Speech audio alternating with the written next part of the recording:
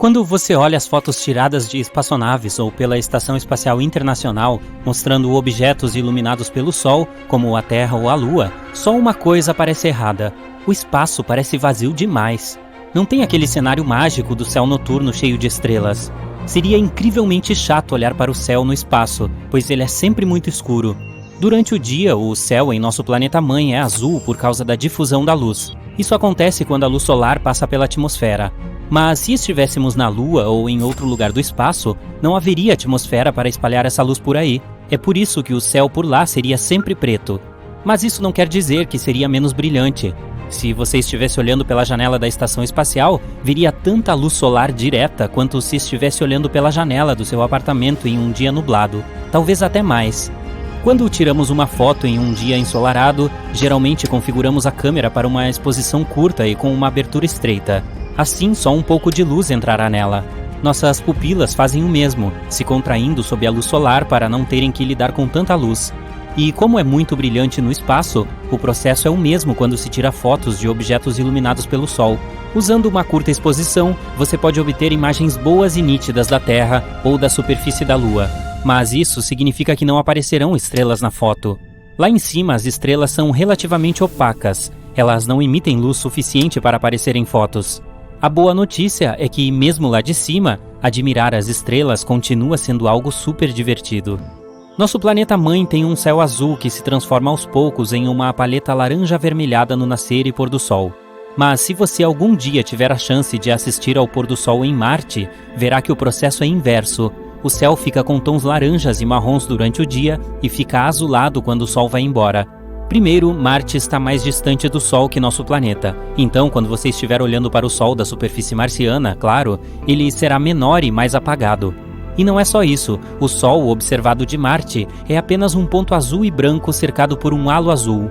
A fina atmosfera do planeta vermelho contém grandes partículas de poeira.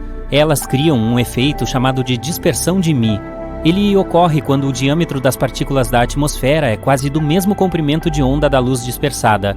Esse efeito filtra a luz vermelha dos raios solares. Aí, só a luz azul chegaria a seus olhos em Marte. Por que a Terra não tem anéis? Todos os gigantes gasosos do nosso sistema solar, Júpiter, Saturno, Urano e Netuno, têm esses anéis, enquanto os planetas rochosos, Mercúrio, Vênus, Terra e Marte, não têm.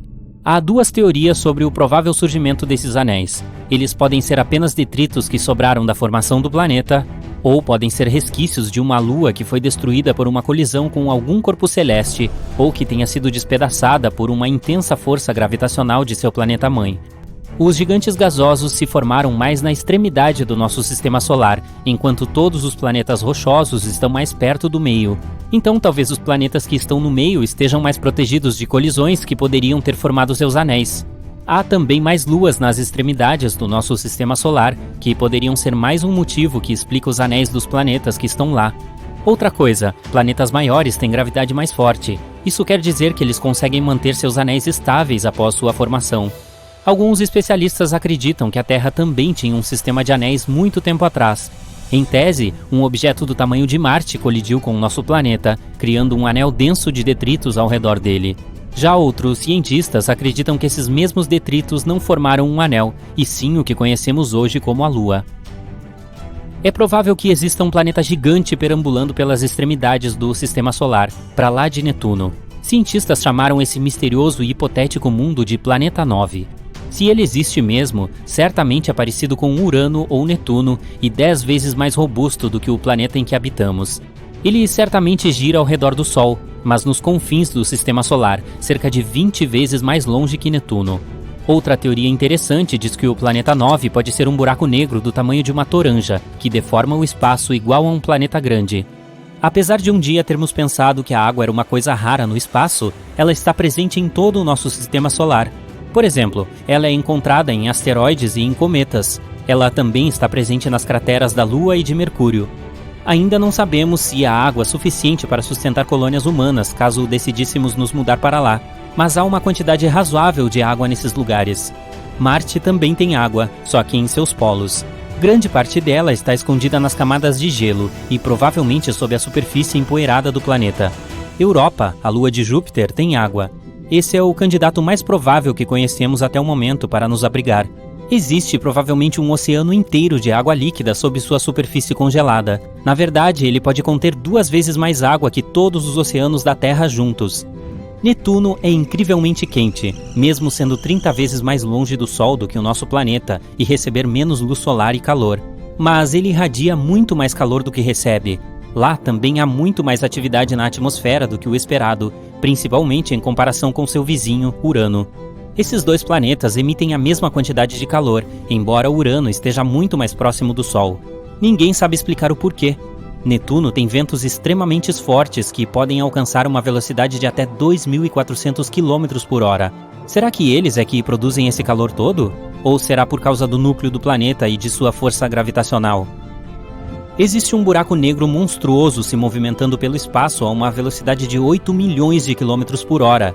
Cientistas o localizaram com a ajuda do telescópio especial Hubble. Eles acreditam que ele pesa o mesmo que 1 bilhão de sóis. Ele deveria estar paradinho no meio de sua galáxia de origem, mas algumas forças gravitacionais estão fazendo-o girar sem parar. Em determinado ponto, esse buraco negro vai se libertar de sua galáxia e continuar vagando pelo universo. Ainda bem que isso só vai acontecer daqui a uns 8 bilhões de anos. As tempestades solares são tão poderosas que poderiam nos deixar na total escuridão. Em julho de 2012, a tempestade solar mais forte em mais de 150 anos passou raspando na Terra. As ejeções de massa coronal, EMCs, são bolhas gigantes de gás ionizado. Elas rasgaram nossa órbita na época. Se tivessem mirado em nosso planeta, teríamos ficado na escuridão. Precisaríamos ter que lidar com a matéria solar que atingiria a Terra, danificando computadores e causando apagões que teriam durado meses a fio. Uma tempestade solar inesperada nos atingiu em 25 de junho de 2022. Um fotógrafo até conseguiu capturar auroras surreais que incendiaram o céu de Calgary, no Canadá, e que duraram 5 minutos. Elas foram causadas pela tempestade. Estrelas vampiras existem mesmo. Elas fazem parte de uma estrela binária e podem literalmente sugar a vida de outra estrela do sistema. Elas fazem isso para continuar queimando por mais tempo. Funciona da seguinte forma: uma estrela menor com menos massa rouba o hidrogênio de sua irmã para aumentar sua própria massa. Essa estrela vampira então se torna mais quente e sua cor muda para um azul vibrante. Assim ela parece muito mais jovem. Que sacanagem, hein? A cor do universo é apelidada de café com leite cósmico. A luz vinda das galáxias e suas estrelas, bem como as nuvens de gás e poeira do universo observável, tem uma cor específica. É uma espécie de bege. O universo é dessa cor porque há mais regiões que produzem luz verde, amarela e vermelha do que as que emitem a luz azul. Contemple um futuro distante. Sim, os humanos colonizaram com sucesso Marte e a Lua. Os problemas de superpopulação e fome na Terra estão resolvidos. Mas logo, uma nova ameaça paira sobre nosso planeta. Na verdade, planetas. E a Lua. De qualquer maneira, cientistas descobriram que em 150 anos o Sol explodirá e destruirá todo o nosso sistema solar. Que desapontamento! Há tempo suficiente para construir uma frota de enormes naves espaciais e evacuar todos, mas não há tempo para criar algum tipo de salto espacial de ficção científica. Já faz muito tempo desde que as pessoas encontraram um novo planeta potencialmente habitável, e o mais próximo fica a vários milhões de anos de distância. Não há outra escolha.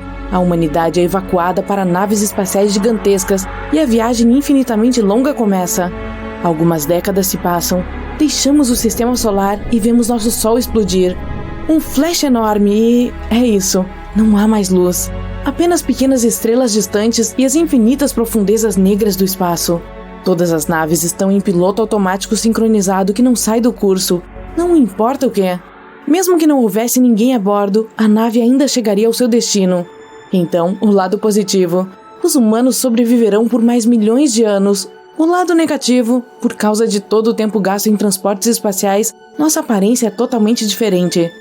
As naves que chegam ao novo planeta são povoadas com biomassas pulsantes sem forma, dentro de esqueletos de metal. Aqui está como isso acontece.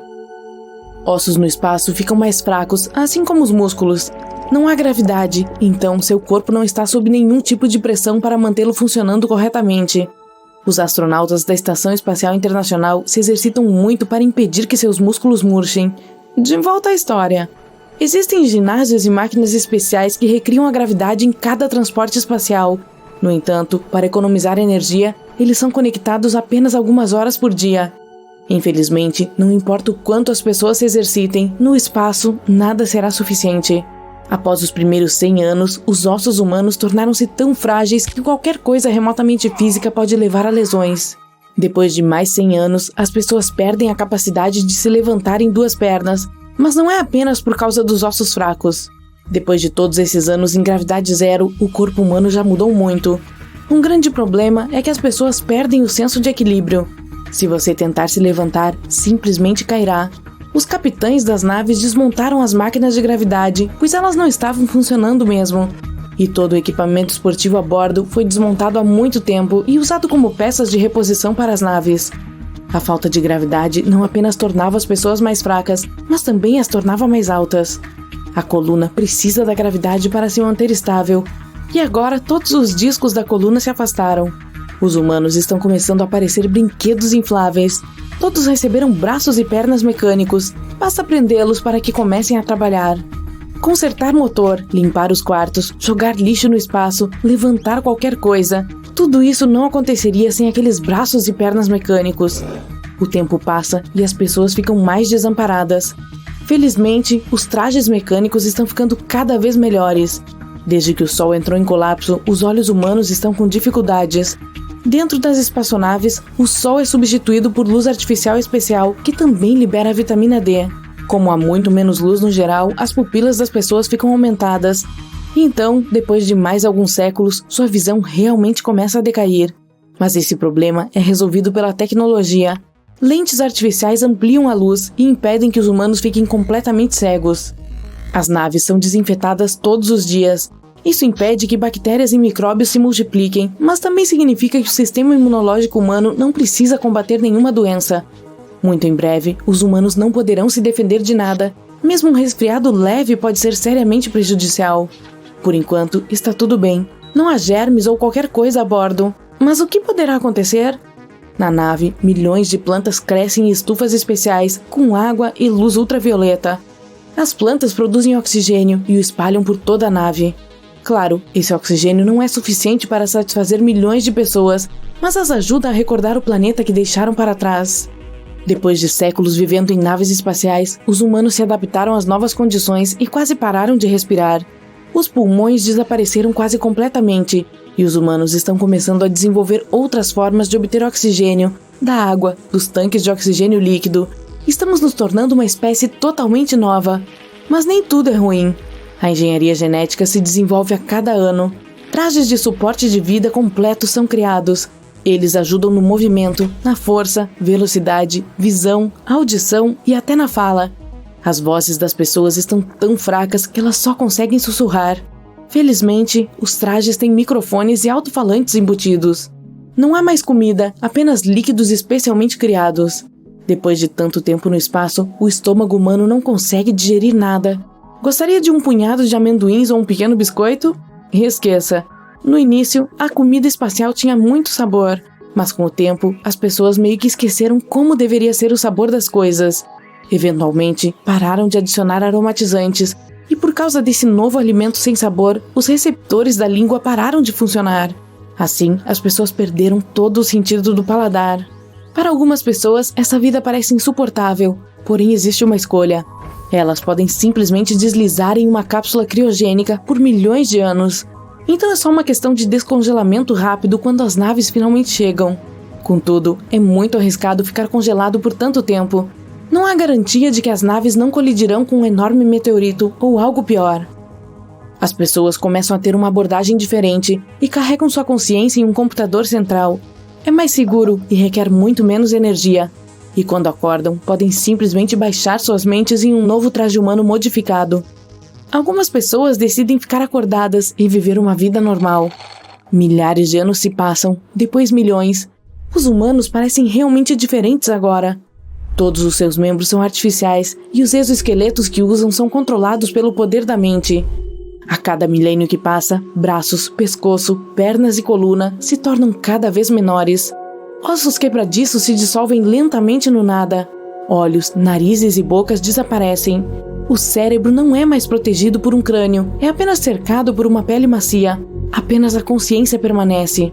Hoje em dia, um humano é um poderoso robô de alta tecnologia, governado por uma pequena bolsa pulsante preenchida por um cérebro. Já se passaram alguns milhões de anos desde que os humanos deixaram a Terra. Todos os habitantes da nave já esqueceram que sua espécie nasceu em um planeta com gravidade. A história da vida na Terra tornou-se um mito, uma lenda antiga. A maioria das pessoas acredita que essas naves são seus verdadeiros lares, sempre foram. É por isso que quando os humanos finalmente chegam ao seu destino, ninguém está tão ansioso para sair e dar uma volta. A vida em um planeta novo e desconhecido parece causar uma grande dor dentro do traje espacial. Gravidade, ar, bactérias, germes. São necessários vários milhares de anos de evolução para que a humanidade se acostume a essas novas condições. Felizmente, os humanos têm uma arma secreta: a tecnologia. Nesse ponto, todos os humanos são baixados do computador central em novos trajes de robô. As pessoas enfrentam uma escolha: saia da nave e faça deste planeta seu novo lar, ou fique e viva dentro da nave. Aqueles que ficam nas naves partem para as extensões do espaço para explorar a galáxia e descobrir novos mundos. Aqueles que decidem ficar no novo planeta têm que se adaptar às novas condições. É bem diferente da Terra. Há uma densidade de ar diferente, padrões climáticos diferentes e novos elementos químicos estranhos. Levará mais 1 milhão de anos antes que esse saco cérebro-robô tomem uma nova forma. Um dia, esses descendentes humanos distantes vão querer pesquisar suas origens. Eles irão inventar uma nave que pode saltar através do espaço e do tempo. A pesquisa os levará a um passado distante, ao pequeno planeta Terra, ao agora. Isso pode parecer loucura, mas imagine amanhã uma nave pousando em seu quintal e eles são seus descendentes do futuro. Aqueles passageiros que ficaram nas naves provavelmente encontrarão novos planetas e talvez decidam ficar em alguns deles. Seus corpos vão mudar e se adaptar também. Assim, em bilhões de anos, o universo será habitado por diferentes criaturas incríveis, todas com algo em comum. Foram todos humanos, uma vez. Muitas pessoas gostariam de voar para o espaço. Gravidade zero, uma vista deslumbrante da Terra de um lado e a escuridão assustadoramente ilimitada do outro. Sim, tudo muito legal, mas não esqueça que essa jornada pode se transformar em um pesadelo. Falta de oxigênio, flutuar no espaço sideral e ficar muito tempo em uma nave espacial sem entender quando pode voltar para casa. Esta última coisa aconteceu com um astronauta russo, ou cosmonauta. Sua permanência no espaço foi uma das mais longas do mundo. O engenheiro de voo Sergei Krikalev, de 33 anos, passou 311 dias em gravidade zero na Estação Espacial Mir. Mas essa não é a parte mais interessante do episódio. A longa jornada de Sergei começou em 18 de maio de 1991. Naquele dia, ele embarcou em uma nave de transporte e foi ao espaço para a Estação Espacial Mir. No dia 20, o acoplamento com a estação foi concluído. Lá, junto com outro engenheiro, desempenhou suas funções espaciais. Os dois fizeram várias caminhadas espaciais e reparos, cuidaram da estação e realizaram experimentos científicos. Quando se tem companhia e muito trabalho, viver no espaço não é tão difícil. Mas as coisas pioraram no dia em que Sergei deveria voltar para casa. De acordo com o plano, a missão deveria ter durado 5 meses. Um novo cosmonauta deveria substituir os antigos. A nave de transporte finalmente atracou na estação, mas no dia 10 de outubro, apenas um deles retornou à Terra. Sergei foi deixado sozinho na estação Mir. Ele continuou a trabalhar como o único engenheiro de voo da tripulação. A estação não podia ficar vazia, era necessário enviar alguém para substituir o rapaz, que não estava pronto para uma estadia tão longa no espaço, já que não tinha treinado para isso. Mas não havia escolha. Ele não podia simplesmente sair da estação. 1 mês se passou. Sergei foi informado que voltaria para casa em breve, mas algo inesperado aconteceu. O dia 25 de dezembro de 1991 foi o último dia da União Soviética. O cosmonauta foi contatado e informado de que não poderia voltar, já que o país que prometia levá-lo para casa não existia mais. Durante esse tempo, uma grande crise começou na Rússia. O retorno dele era impossível, pois não havia dinheiro para isso. Imagine a condição do cara. Você está a centenas de quilômetros de casa, na escuridão do espaço sideral, completamente sozinho e não tem ideia de quanto tempo vai ficar ali. Os dias passavam lentamente. Semanas, depois 1 mês. Seria muito fácil permanecer no espaço se isso não fosse prejudicial à saúde. Mas em condições de gravidade zero, o corpo humano sofre sérios danos. Primeiro, um enfraquecimento dos músculos, que não recebem a carga necessária e estão constantemente em estado de relaxamento, levando à distrofia. Sim, Os astronautas fazem uma série de exercícios todos os dias, mas isso não é suficiente para manter a forma. Além dos músculos, os ossos começam a enfraquecer. A pessoa fica fraca. Depois de 6 meses levando essa vida, qualquer astronauta precisa de muito tempo para voltar à forma anterior no retorno para casa. Além disso, há muita radiação no espaço que é perigosa para as pessoas. Ela é proveniente de várias fontes ao mesmo tempo. A principal vem do Sol. Na Terra, estamos protegidos disso graças ao campo magnético do planeta. Quase toda a radiação se acumula na atmosfera superior e não chega até nós. Esse acúmulo ali também é ruim para os astronautas. Mas a pior é a galáctica. Ela chega de estrelas e galáxias distantes e tem um efeito poderoso em todos os seres vivos. A radiação provoca muitas condições desfavoráveis e destrói o corpo no nível celular. Agora, todas as naves espaciais e a Estação Espacial Internacional são equipadas com escudos e revestimentos que refletem a radiação. Mas ainda assim, isso não fornece 100% de proteção. No espaço, o sistema imunológico do astronauta muda. Não há condições sob as quais a imunidade possa melhorar. Parece que não há nada de errado com a ausência de muitas bactérias e micróbios. Mas a defesa do corpo está enfraquecendo. Uma pessoa se torna mais vulnerável a micróbios que podem ser trazidos por alguém que esteve no espaço. Também há sérias restrições alimentares. As comidas em tubos não contêm tantas vitaminas úteis quanto os produtos naturais. Sem vitaminas, o corpo enfraquece ainda mais.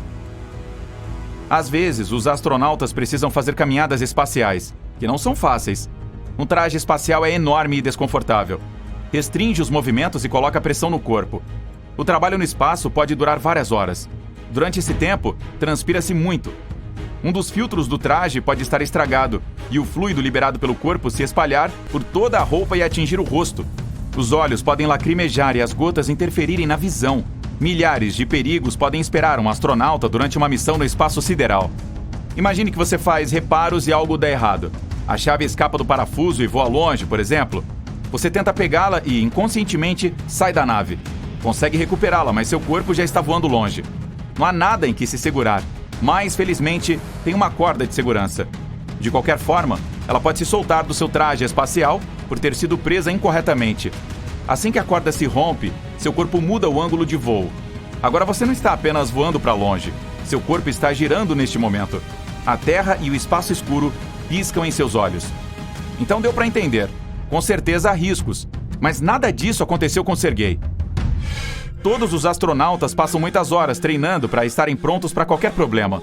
Eles ganham boa forma física, mas a perdem durante a missão. Adicione a tudo isso o fator psicológico. Seu corpo enfraquece, você não respira ar puro, não pode ver seus amigos e não tem a oportunidade de voltar para casa. Uma pequena camada de parede o separa do vácuo frio do espaço. Tudo isso causa estresse, que também enfraquece a imunidade e prejudica o sistema nervoso.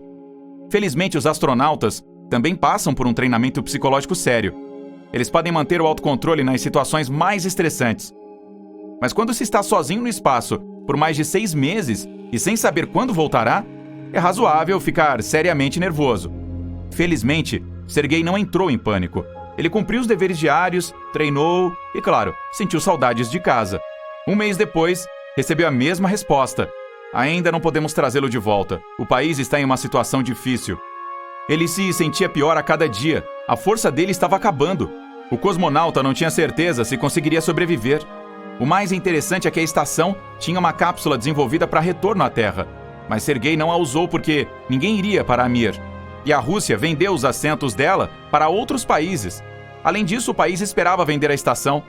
Isso significava que Sergei tinha que manter o local funcionando. A missão dele durou o dobro do planejado. Como resultado, o cara passou 10 meses, ou 311 dias no espaço, e estabeleceu um recorde mundial. Durante este tempo, voou ao redor do nosso planeta cerca de 5.000 vezes. Finalmente, recebeu a tão esperada mensagem, a de que poderia voltar para casa. A Alemanha pagou cerca de 24 milhões de dólares por uma passagem para a estação. Eles iriam substituir o astronauta, que entrou na cápsula e voou para a Terra. Muita gente estava esperando por seu retorno lá embaixo. O cosmonauta pousou e todos correram para ajudá-lo. Ele parecia muito magro, suado e exausto. 4 homens o ajudaram a sair e a ficar no chão. Lhe deram um casaco de pele e o serviram com uma tigela de caldo. Parecia que tal voo deixaria uma marca na vida dele para sempre. Mas o humor do cara estava excelente. 2 anos depois, ele foi ao espaço novamente e se tornou o primeiro cosmonauta a voar em um ônibus espacial da NASA. E 2 anos depois, foi um dos primeiros a viver na EEI. Em 2005, fez seu 6º e último voo. Sergei foi para a estação espacial, onde passou cerca de 6 meses, e depois voltou para casa no módulo de pouso. Com este voo, estabeleceu um recorde mundial para a duração total da estadia no espaço, de 803 dias. Apenas 10 anos depois, alguém conseguiu quebrar esse recorde. Mas essa já é outra história.